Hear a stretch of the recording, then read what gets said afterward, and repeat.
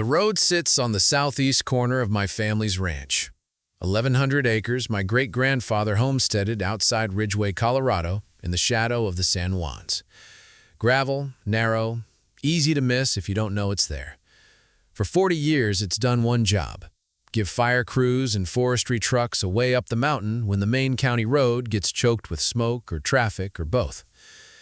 I was out checking fence line on a Tuesday morning in March when I saw the flatbed trucks. Surveyors. Orange stakes already in the ground where the gravel met the tree line. I figured it was a mistake. County easement work, maybe, or a utility line. I drove down to ask, and that's when I met Diane Caldwell for the first time in person, though I'd heard plenty about her already. President of the Eagle Ridge Homeowners Association, the upscale subdivision that had gone up 6 years back on what used to be the Hutchins place. She was standing with a clipboard and a man in a polo shirt I didn't recognize, pointing at something on a rendering. She introduced herself with a handshake that lasted half a second too long, like she'd practiced it. "We're so glad to finally connect," she said. "We've got an exciting project moving forward, and your road happens to fall right in the footprint." My road.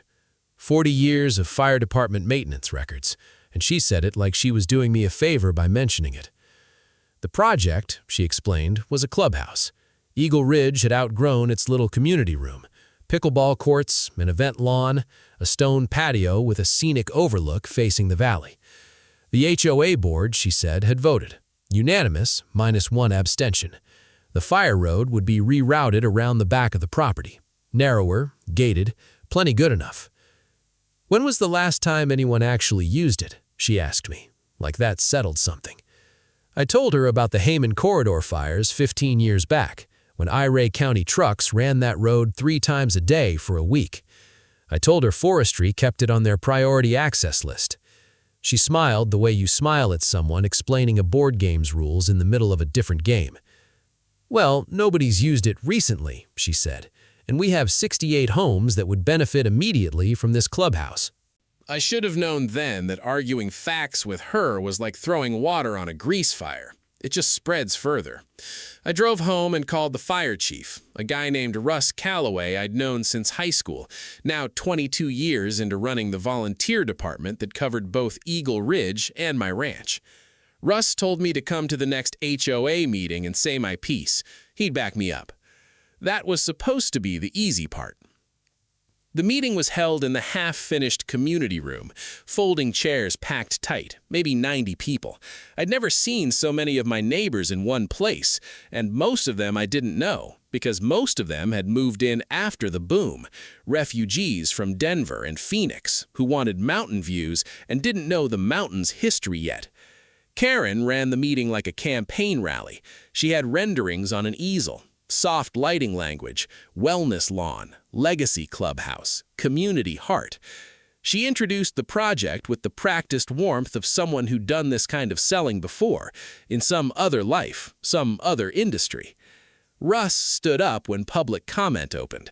He's a big man, slow-spoken, the kind of credibility you can't buy. He told them plainly that the road mattered, that it had mattered before most of them lived there, that it would matter again. Karen thanked him for his service to the community and then pivoted straight back to square footage.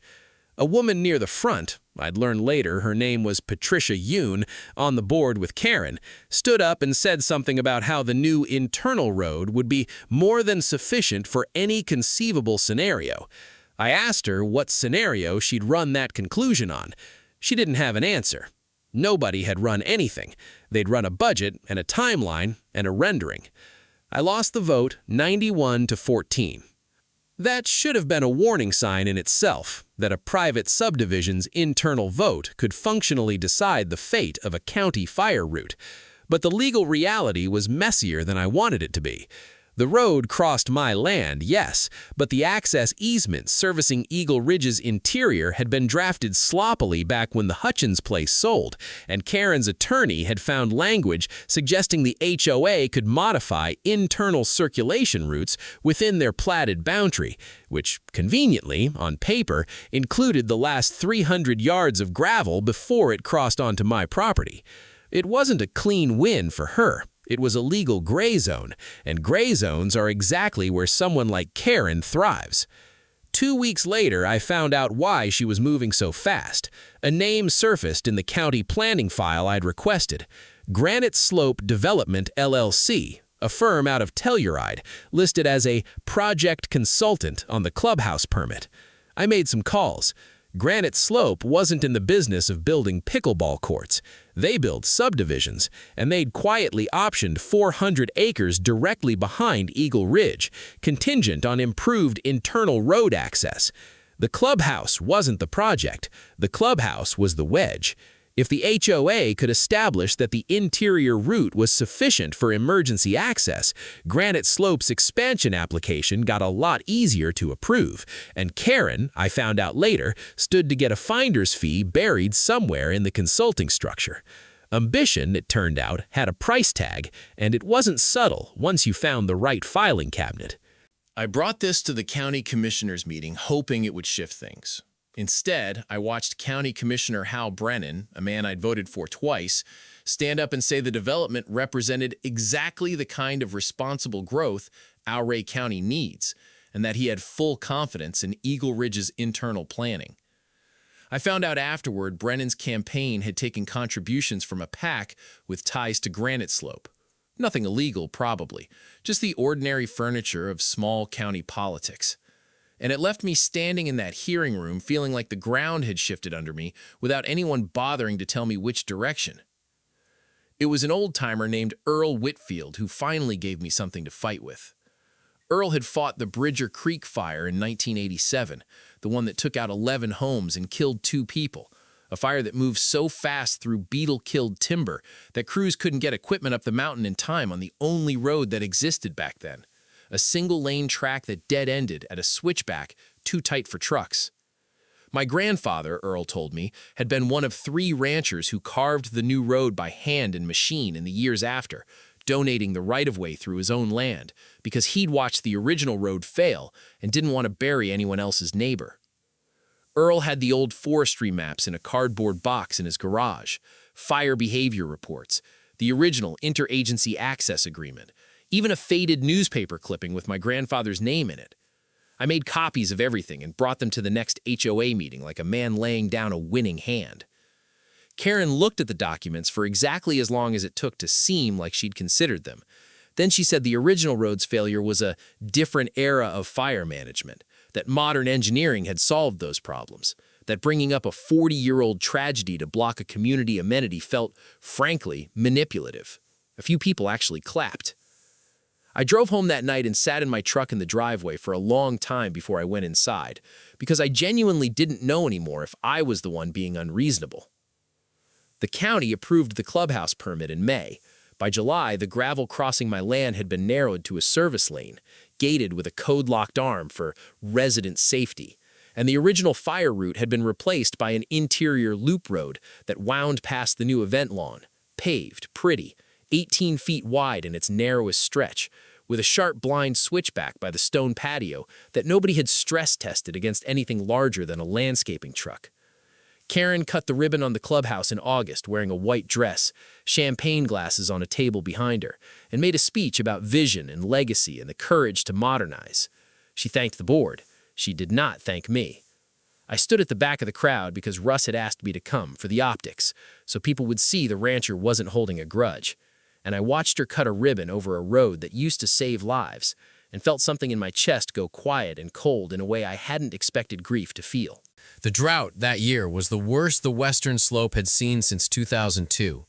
By late August, Ouray County had been under Stage 2 fire restrictions for 6 weeks. The grass on my ranch had gone the color of dry wheat in June.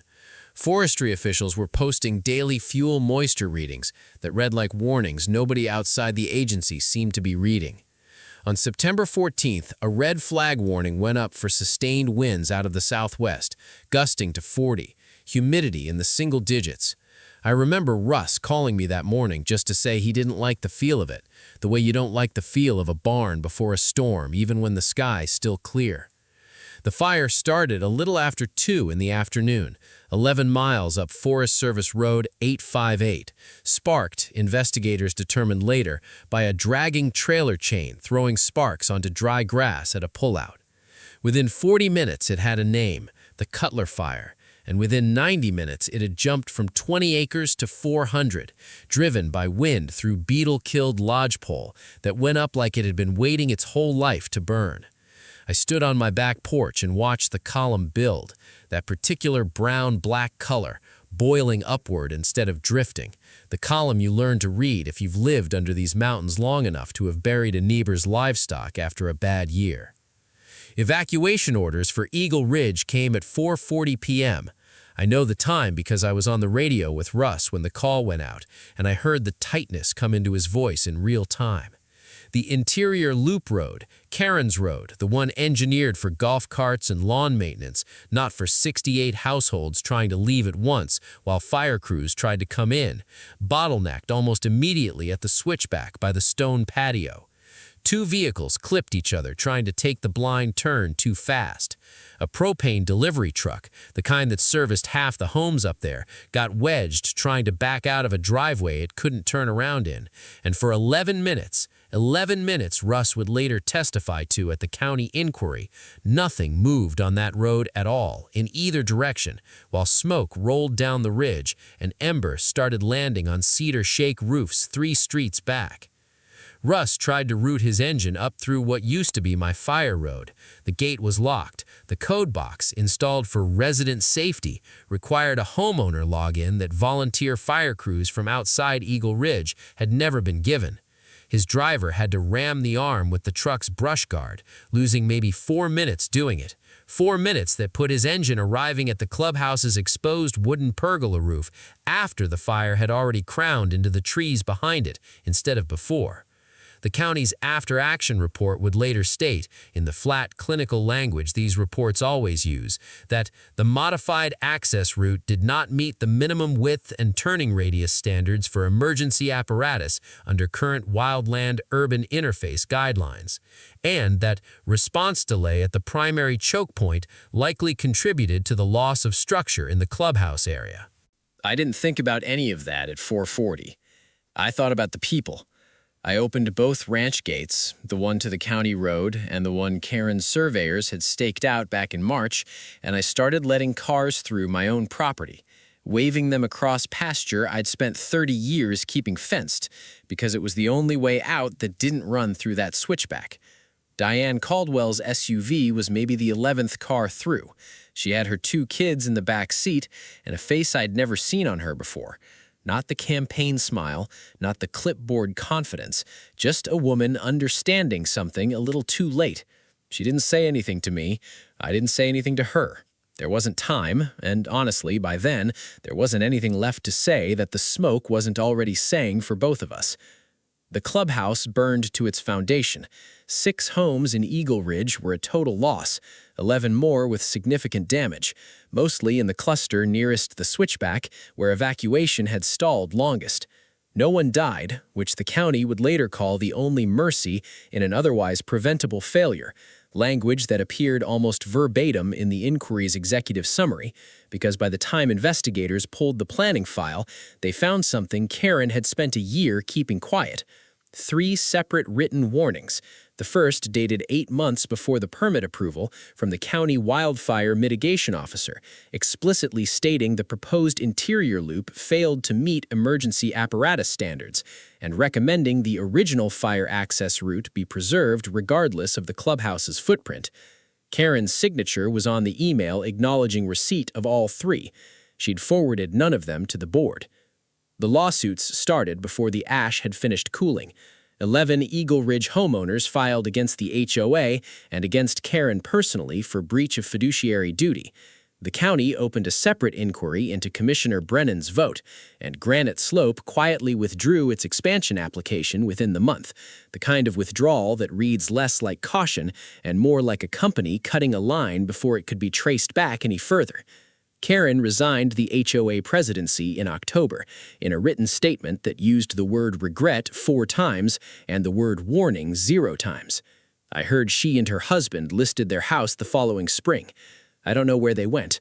I didn't ask.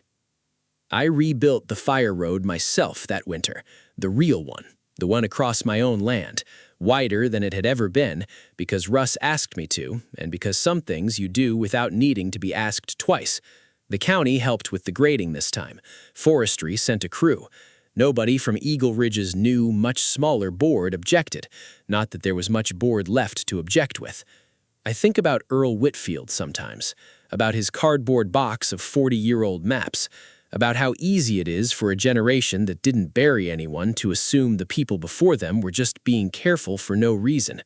My grandfather didn't build that road because he liked roads. He built it because he watched a mountain take people he knew, and he decided that wasn't going to happen again on his watch if he could help it.